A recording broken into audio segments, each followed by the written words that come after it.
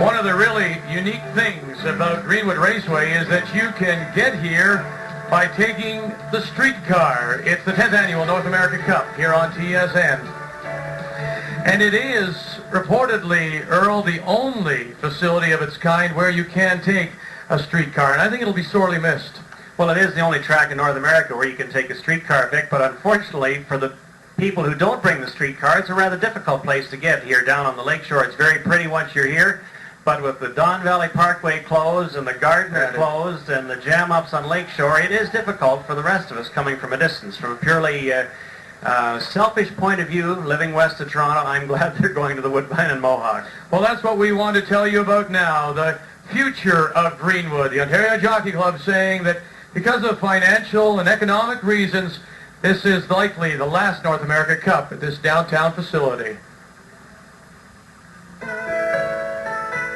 They call it the Old Oval by Lake Ontario, Greenwood Raceway. It has played host to horse racing since 1874. Originally named Woodbine Raceway, it has been a center of racing and culture in the area for 119 years, hosting such prestigious events as the Queen's Plate and the North America Cup.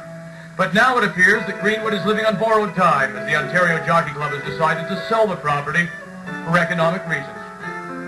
We have lost $9 million over the course of the last 3 years through our operations generally.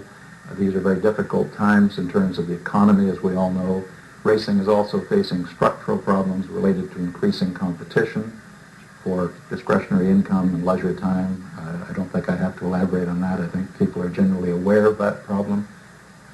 We have made this decision, however, in the best interests of horse racing. When and if Greenwood does close, harness races will be moved to Mohawk and Woodbine, with Woodbine renovated to accommodate the standard grades. We'll have a 1-mile track.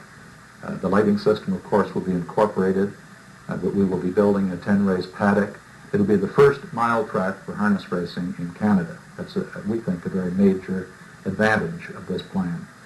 We are strongly committed to harness racing, and this will be clearly demonstrated as our plan is implemented. And as for the residents of downtown Toronto who frequent Greenwood, the OJC plans to open intertrack facilities on or near the site.